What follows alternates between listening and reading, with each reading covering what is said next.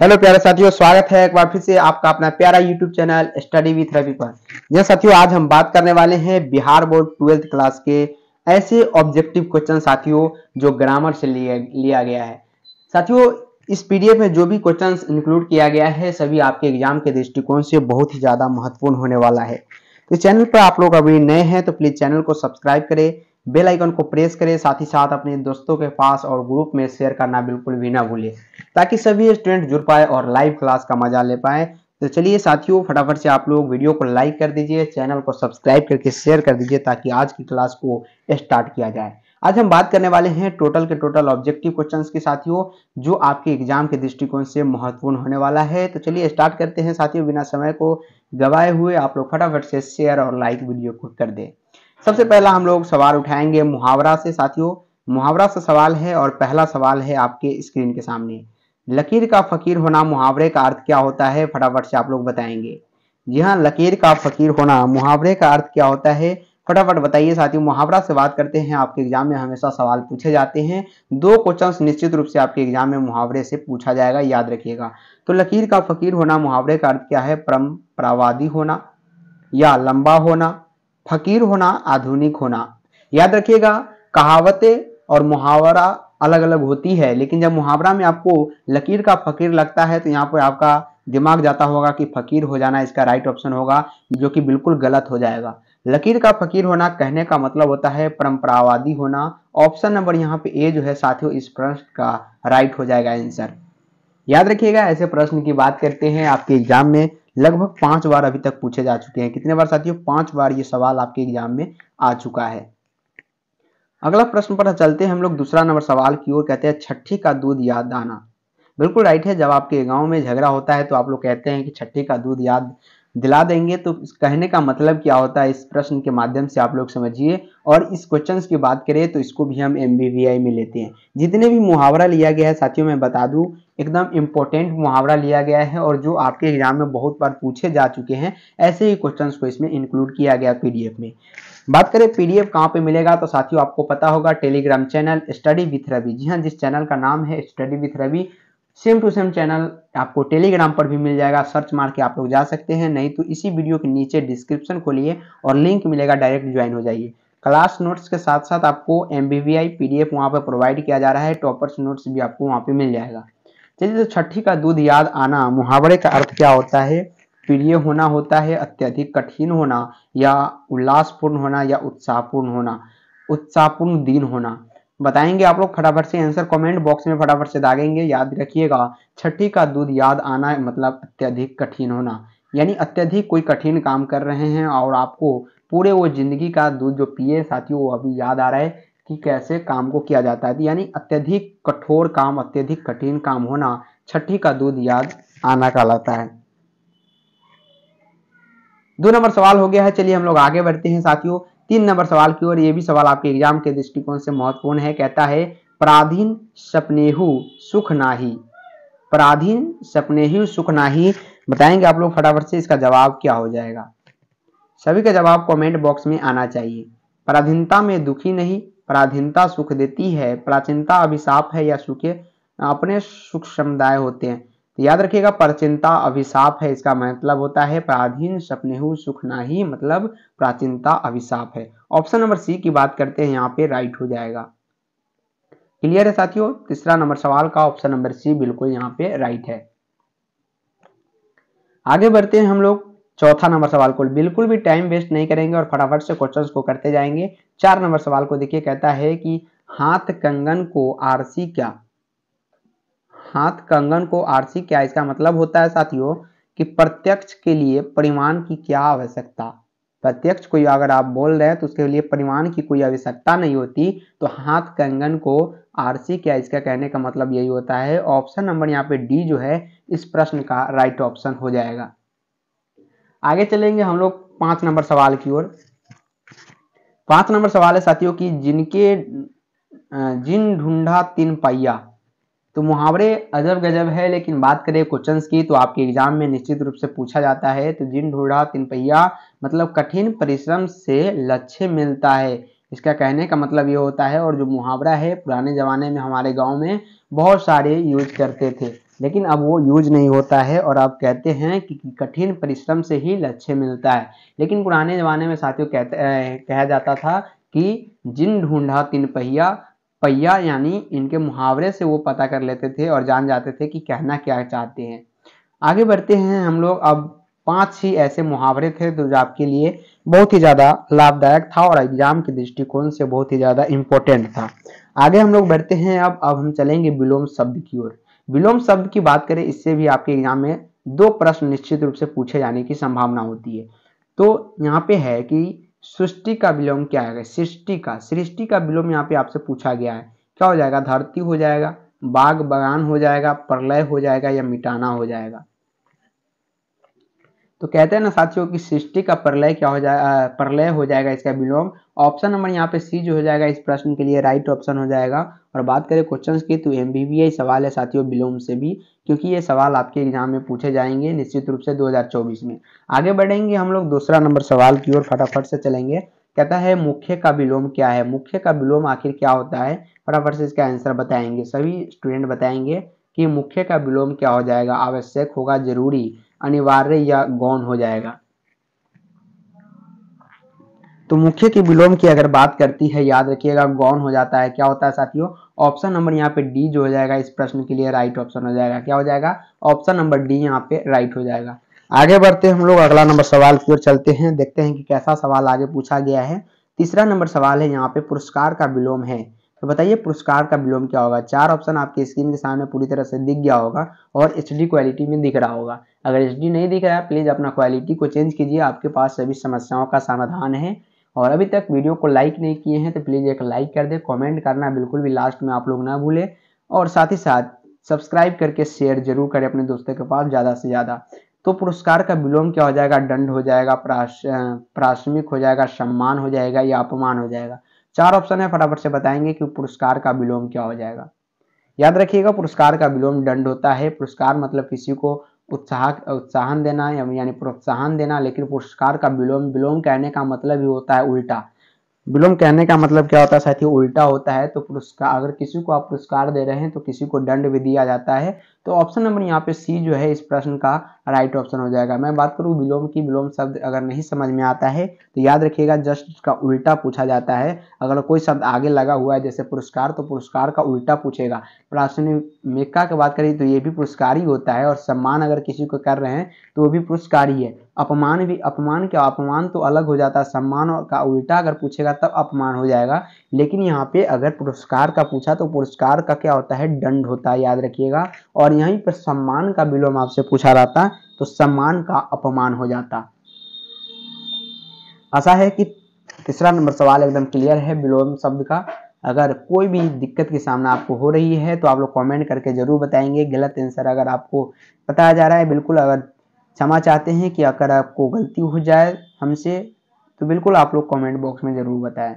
4 number सवाल की ओर चलते हैं, क्योंकि बहुत सारे फास्ट में क्वेश्चंस कराना पड़ता है और कभी कभी गलत आंसर में भी टिक लग के आगे हम लोग बढ़ जाते हैं। तो बिल्कुल आप लोगों की ये अच्छी बात रहेगी कि कमेंट करके आप लोग जरूर बताएंगे। संपत्ति का विलोम पूछा गया है, याद रखिएगा विपत्ति होता है।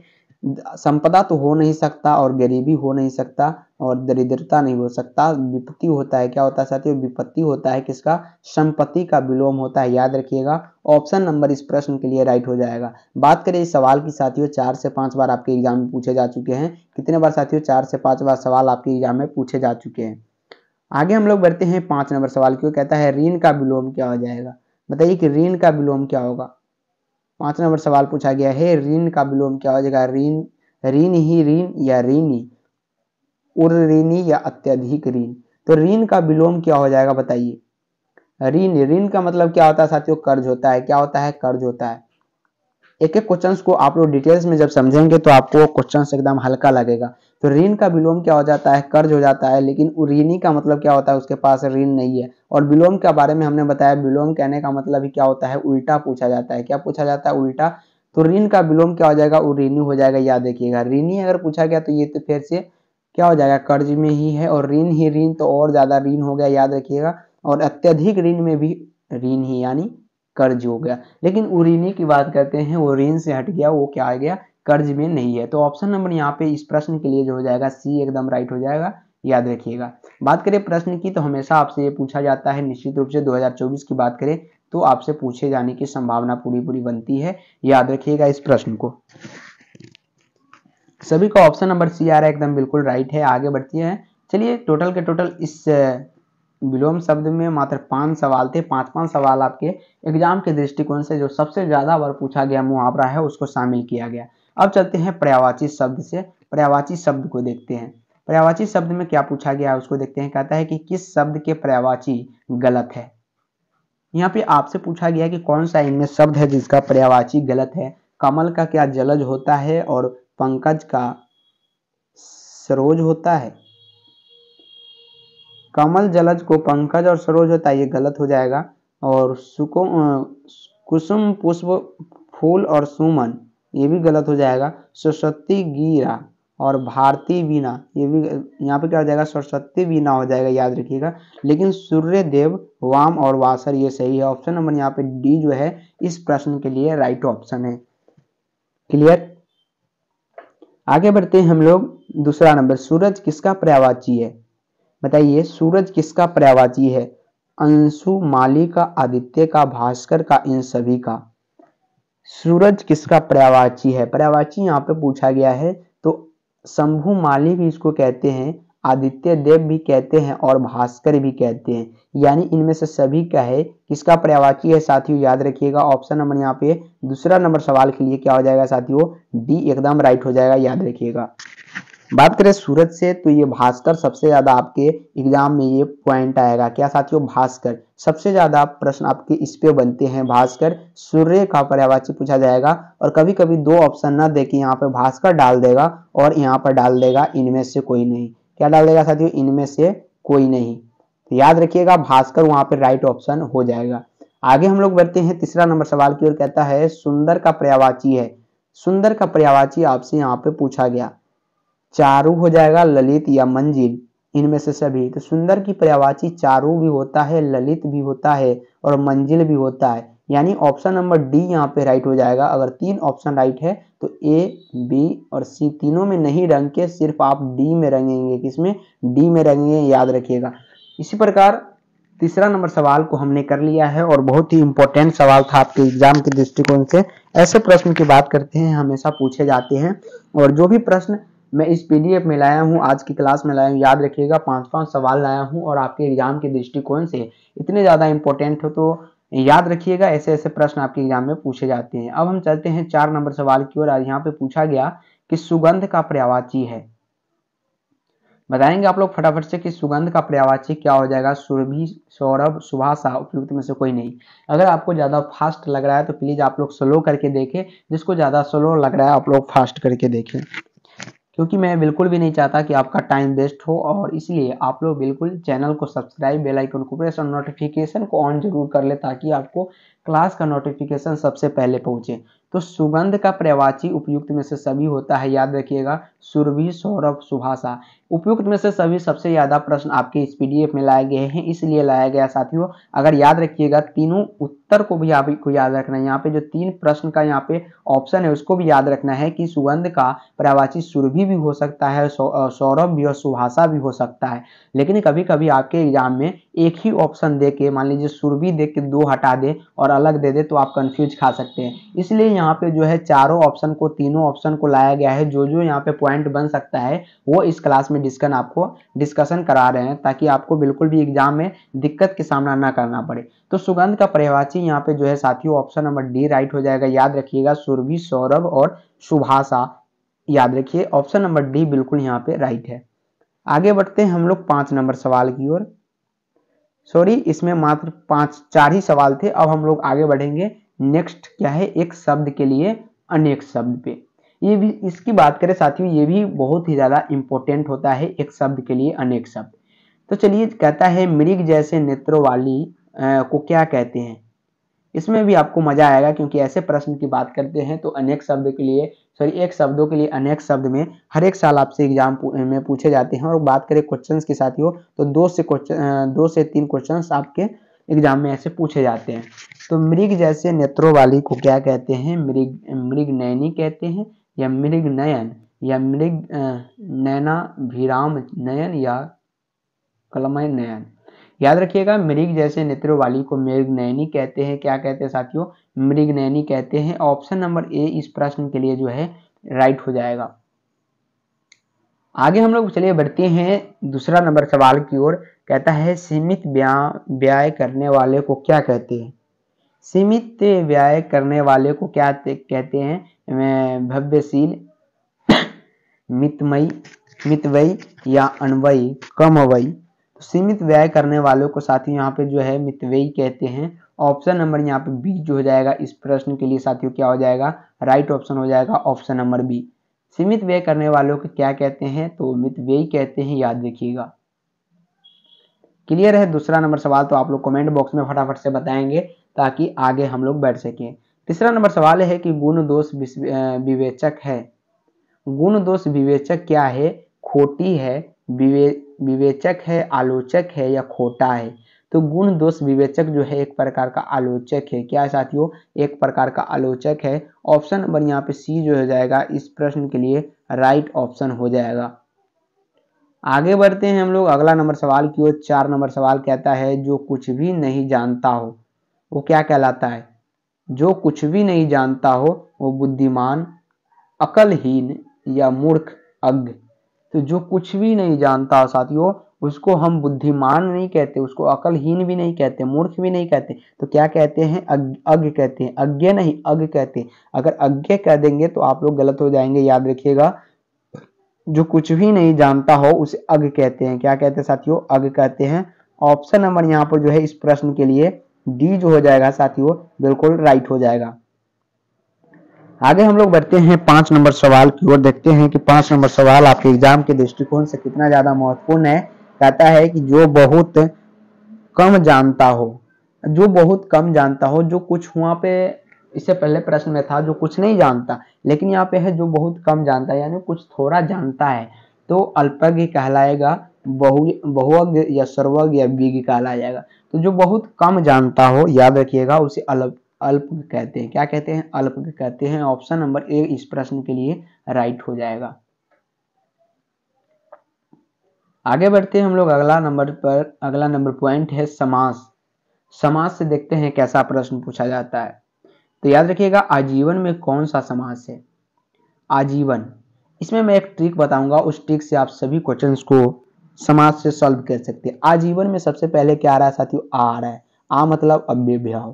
क्या हो जाएगा? अव्ययभाव समास हो जाएगा। जो जिस शब्द के आगे आ लगा होगा साथियों याद रखिएगा वो अव्ययभाव समास होता है। यानी ऑप्शन नंबर ए इस प्रश्न के लिए जो हो जाएगा राइट हो जाएगा। आजीवन में कौन सा समास है? तो अव्ययभाव है। आ से याद रखिएगा, आ से अव्ययभाव और आ से जिस शब्द के आगे आ लगा होगा वो क्या हो जाएगा? अव्ययभाव समास हो जाएगा। तो ये आशा है कि ये ट्रिक आपको बिल्कुल अच्छा लगा होगा। अगर अच्छा लगा है तो कमेंट बॉक्स में इसको बता के जाइएगा, डिटेल्स में लिख के जाइएगा ताकि आपको याद रहेगा। दूसरा नंबर सवाल है कि घुड़सवार में कौन सा समास है? तो घुड़सवार की बात करते हैं साथियों तो कर्मधारय है या तत्पुरुष है, अव्ययभाव है या द्विगु है। घुड़सवार की बात करते हैं कौन सा समास है? याद रखिएगा घुड़सवार की बात यहाँ पे किया गया है। यहाँ पे क्या हो जाएगा? तत्पुरुष समास हो जाएगा। क्या हो जाएगा साथियों? तत्पुरुष समास हो जाएगा, याद रखिएगा। ऑप्शन नंबर बी जो हो जाएगा इस प्रश्न के लिए राइट ऑप्शन है। तीसरा नंबर नवरत्न में कौन सा समास है? नवरत्न में कौन सा समास है? नवरत्न द्विगु समास होता है। क्या होता है? द्विगु होता है। बहुत सारे यहाँ पे क्या करते हैं बहुब्रीहि समास मार के आते हैं जो कि इस प्रश्न के ऑप्शन में भी नहीं था, लेकिन कहते हैं कि नौ रत्न है। नौ मतलब बहुत सारे हो गया, आगे लगा हुआ है तो, और बहुब्रीहि मार के आते हैं जो कि गलत हो जाता है। नौ रत्न की बात करते हैं वो द्विगु समास होता है। क्या होता है साथियों? द्विगु समास होता है। ऑप्शन नंबर यहाँ पे जो है इस प्रश्न के लिए सी राइट हो जाएगा। आगे बढ़ते हैं 4 नंबर सवाल की। कहता है लंबोदर में कौन सा समास है? कर्मधारय, द्विंद, तत्पुरुष या बहुब्रीहि। तो लंबोदर में कौन सा समास है साथियों बताएंगे फटाफट से? बहुब्रीहि समास है लंबोदर में। क्या है? लंबोदर में बहुब्रीहि समास है। ऑप्शन नंबर डी इस प्रश्न के लिए राइट हो जाए। चलिए साथियों आगे चलते हैं अगला नंबर सवाल की ओर। देखते हैं कि आगे आपसे 5 नंबर सवाल क्या पूछा गया है। साथियों 5 नंबर सवाल है कि चक्रपाणी में समास है। चक्रपाणी में कौन सा समास है आपसे पूछा गया है। याद रखिएगा चक्रपाणी में क्या होता है साथियों? बहुब्रीहि समास होता है। क्या होता है? ऑप्शन नंबर यहाँ पे जो है सी राइट हो जाएगा। चक्रपाणी में कौन सा समास है, तो बहुव्रीहि याद रखिएगा। ऑप्शन नंबर सी राइट है। 2024 के लिए बात करें तो मोस्ट इंपोर्टेंट क्वेश्चन हो जाएगा। आगे बढ़ते हैं हम लोग 6 नंबर सवाल, और 5 ही नंबर सवाल था। आगे विशेषण का सवाल है, देखते हैं कि विशेषण में कौन सा सवाल पूछा गया। विशेषण किसे कहते हैं, सबसे पहले यही सवाल आपसे पूछा गया। तो विशेषण किसे कहते हैं साथियों, संज्ञा या सर्वनाम की विशेषता बतलाने वाले को क्या कहते हैं, विशेषण कहते हैं। ये आपको पता ही होगा। ऑप्शन नंबर ए जो है इस प्रश्न के लिए राइट हो जाएगा। बात करें इसका ऑब्जेक्टिव और सब्जेक्टिव दोनों में पूछा जा सकता है, चाहे तो 2 नंबर के क्वेश्चंस में आपसे ये पूछ दिया जा सकता है। आगे चलते हैं, दूसरा नंबर, विशेषण के कितने भेद होते हैं। फटाफट आप लोग बताएंगे कि विशेषण के कितने भेद होते हैं। 5, 4, 7, 8। ऑप्शन और आंसर आपके सामने है, फटाफट से कमेंट बॉक्स में लिखेंगे कि विशेषण के कितने भेद होते हैं। और फटाफट से चैनल को सब्सक्राइब करें, बेल आइकन को प्रेस करके अपने दोस्तों को पास शेयर कर दे, वीडियो को लाइक जरूर करें। विशेषण के कितने भेद होते हैं साथियों, 4 भेद होते हैं। कितने होते हैं, 4 होते हैं, यानी 4 प्रकार के होते हैं, याद रखिएगा। ऑप्शन नंबर यहाँ पे जो है इस प्रश्न के लिए बी एकदम राइट हो जाएगा। अगला प्रश्न नंबर पर चलते हैं, 3 नंबर, गुणवाचक विशेषण कौन है। तो गुणवाचक विशेषण यहाँ पे आपसे पूछा गया है। पुराना जो है एक प्रकार का क्या है, गुणवाचक विशेषण है, याद रखिएगा। ऑप्शन नंबर ए जो हो जाएगा इस प्रश्न के लिए एकदम राइट हो जाएगा। विशेषण के कितने भेद है, ये रिपीट किया गया। गुणवाचक विशेषण कौन है, और 1 मिनट, विशेषण के कितने भेद होते हैं, तो 4 होते हैं, बिल्कुल राइट है। गुणवाचक विशेषण कौन है ये बताइए। तो यहाँ पे पुराना और 5 क्विंटल हुआ घर मेरा है, तो इनमें गुणवाचक क्या है, पुराना में गुण है, क्या है, पुराना में गुण है, तो ये गुणवाचक विशेषण है। ऑप्शन नंबर यहाँ पे ए जो है वो बिल्कुल राइट हो जाएगा। कमेंट करके आप लोग फटाफट से अपना अपना आंसर बताते चले, ताकि हमें लगे कि आप लोग लगातार क्लास में बने हैं। चलिए 4 नंबर पर चलते हैं, संख्यावाचक विशेषण कौन है बताइए। संख्यावाचक विशेषण आपसे पूछा गया है, नया, 100, थोड़ा, कौन, आदमी, जा रहा है। बताइए कि इसमें संख्यावाचक विशेषण कौन है। तो साफ साफ दिख रहा है 100 एक प्रकार का क्या है इसमें साथियों, संख्या है, एक प्रकार का क्या है, संख्या है। नया में कोई संख्या नहीं है, थोड़ा में भी नहीं है, और कौन, आदमी, जा रहा है, इसमें तो बिल्कुल भी नहीं है। तो संख्यावाचक विशेषण कौन हो गया, ऑप्शन नंबर बी हो गया। 5 नंबर, परिणाम बोधक विशेषण है। परिणाम बोधक विशेषण कौन है बताइए। लाल, 10, बहुत सा, या ऐसा आदमी नहीं देखा। तो परिणाम बोधक विशेषण है बहुत सा, क्या है, बहुत सा एक प्रकार का क्या है साथियों, परिणाम बोधक विशेषण है। आगे चलते हैं, लिंग से सवाल भी पूछा जाता है आपके एग्जाम में। कहता है सभा कौन लिंग है। सभा साथियों यहाँ पे जो है ऑप्शन नंबर ए राइट हो जाएगा, स्त्रीलिंग है। सभा एक प्रकार का क्या है, स्त्रीलिंग है। और इस क्वेश्चन की बात करें तो आपके एग्जाम में 5 से 6 बार या 4 से 5 बार निश्चित रूप से पूछा जा चुका है। चाहे तो आप प्रीवियस ईयर क्वेश्चन यानी PYQ उठा के देख लीजिए, आपको मिल जाएगा। सभा कौन सा लिंग है साथियों, एक प्रकार का स्त्रीलिंग है, याद रखिएगा। दूसरा नंबर है कि आत्मा कौन सा लिंग है। तो आत्मा की बात करते हैं, ये भी साथियों एक प्रकार का क्या है, स्त्रीलिंग है। आपके आंसर में भी ऑप्शन नंबर बी है। और इसका PDF लेने के लिए टेलीग्राम चैनल को ज्वाइन कर लीजिए, वहां पे आपको प्रोवाइड कर दिया जाएगा क्लास के बाद। भीड़ कौन लिंग है। भीड़ जो है साथियों यहाँ पे कौन सा लिंग है ये आपको बताना है। पुल्लिंग है, उभयलिंग है, स्त्रीलिंग है, या इनमें से कोई नहीं है। तो भीड़ जो है साथियों एक प्रकार का क्या है, स्त्रीलिंग है, याद रखिएगा। ऑप्शन नंबर यहाँ पे सी जो हो जाएगा इस प्रश्न का राइट ऑप्शन है। देह कौन सा लिंग है बताइए। देह जो है साथियों यहाँ पे स्त्रीलिंग है, ये भी ऑप्शन नंबर ए यहाँ पे बिल्कुल राइट है। अगला नंबर सवाल पे चलते हैं, 5 नंबर, आयु कौन सा लिंग है। आयु जो है कौन सा लिंग है, फटाफट से बताएंगे सभी लोग कमेंट बॉक्स में। पुल्लिंग है, स्त्रीलिंग है, उभयलिंग है, इनमें से कोई नहीं है। तो आयु जो है एक प्रकार का क्या साथियों, ये भी स्त्रीलिंग है, यानी बोलते हैं कितनी आयु हो गई। गई मतलब एक प्रकार का स्त्रीलिंग। संधि आ गया है, और संधि से सवाल क्या देखते हैं, संधि के कितने प्रकार होते हैं, याद रखिएगा। स्वर संधि, विसर्ग संधि और एक व्यंजन संधि, यानी ऑप्शन नंबर 3 यहाँ पे जो हो जाएगा सी राइट हो जाएगा। संधि के कितने प्रकार होते हैं या कितने भेद होते हैं, 3 होते हैं, याद रखिए, वो मैंने बता दिया है। दूसरा नंबर, विद्यार्थी का सही संधि विच्छेद क्या हो जाएगा।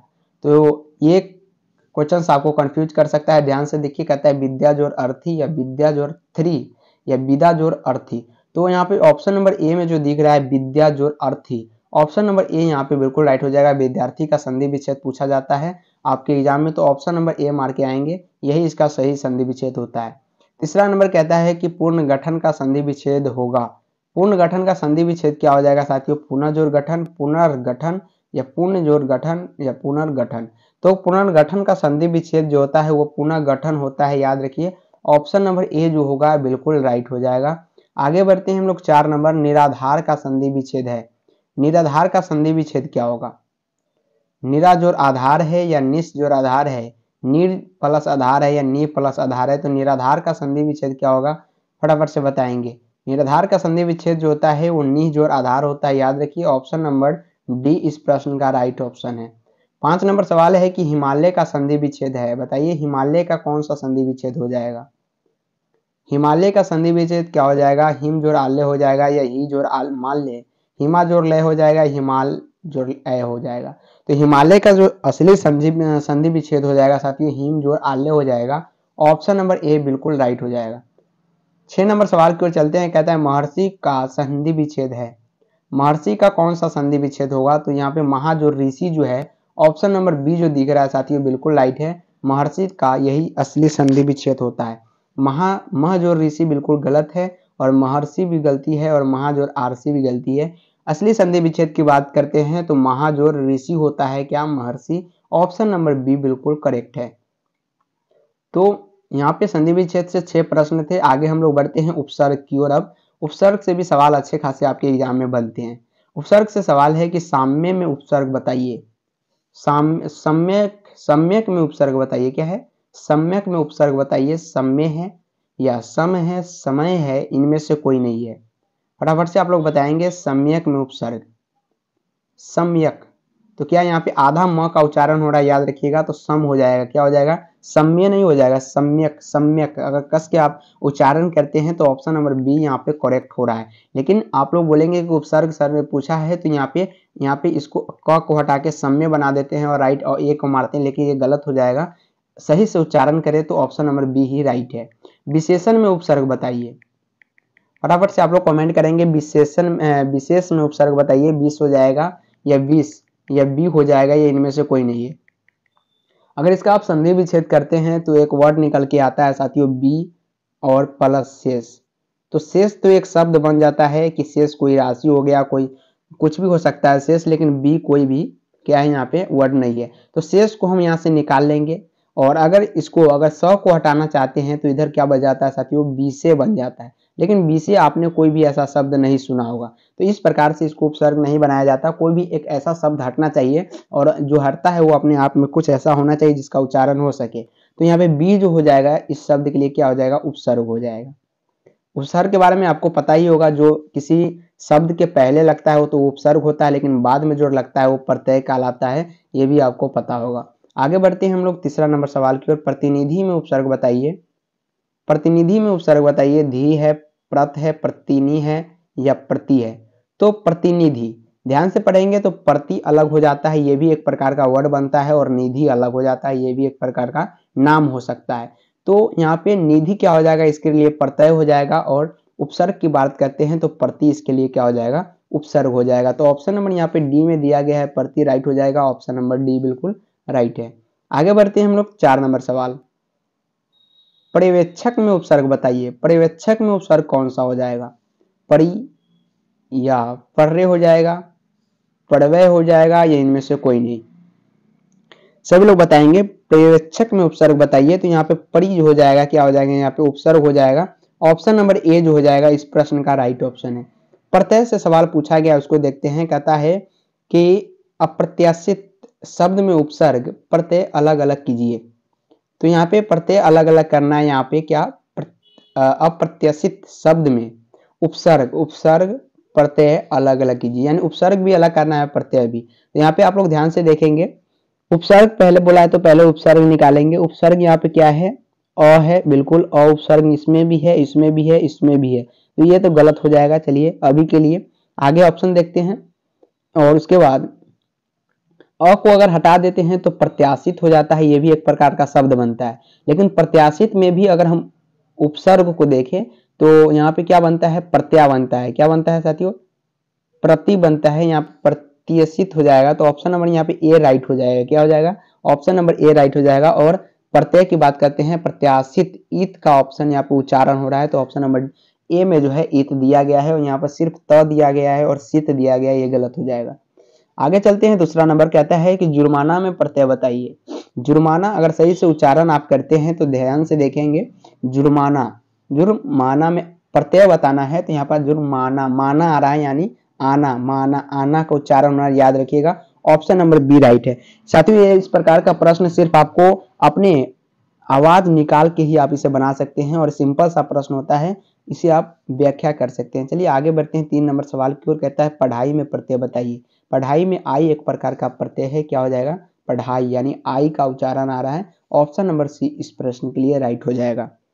लड़ाका में प्रत्यय बताइए। यहाँ पर लड़ाका दिया गया है लेकिन लड़का होना चाहिए। चलिए देखते हैं लड़का, लड़ाका, आका सही है, वर्ड जो है यहाँ पे सही दिया गया है। अगर उच्चारण हम करते हैं तो यहाँ पे आका आ रहा है, बिल्कुल राइट है। ऑप्शन नंबर यहाँ पे ए बिल्कुल राइट है। प्रत्यय से बात करते हैं, उपसर्ग से बात करते हैं। 2 क्वेश्चन निश्चित रूप से आप रख लीजिएगा। 50 क्वेश्चन में से याद रखिएगा साथियों 20 क्वेश्चन ऐसे रहेंगे जो आपको लेखक के परिचय से पूछा जा सकता है, जो कि हमने हर एक हिंदी के क्लास में बोला है कि 20 क्वेश्चन आपको लेखक के परिचय से पूछा जाएगा, उसके बाद ही कोई प्रश्न पूछा जाएगा। आगे बढ़ते हैं। पिछले वर्ष की तरह भी यहाँ पे भी 100 क्वेश्चन आपसे पूछे जाएंगे। घूसखोर में प्रत्यय यहाँ पे बताना है। बताइए घूसखोर में कौन सा प्रत्यय हो जाएगा? सखोर, खेर, खोर। तो यहाँ पे प्रत्यय पूछा है घूसखोर। यहाँ पे घूस तो एक शब्द बनता है और खोर क्या हो जाता है? यहाँ पे प्रत्यय हो जाता है। ऑप्शन नंबर इस प्रश्न के लिए सी जो हो जाएगा वो राइट हो जाएगा। अगला नंबर सवाल, सॉरी इतना ही सवाल था आज की क्लास के लिए साथियों। टोटल के टोटल बहुत सारे प्रश्न आज हमने आपको कराए हैं, जो आपको अच्छा भी लगा होगा। अगर अच्छा लगा तो प्लीज कमेंट बॉक्स खुला हुआ है, कमेंट बॉक्स में आप लोग जरूर जाके लिखें।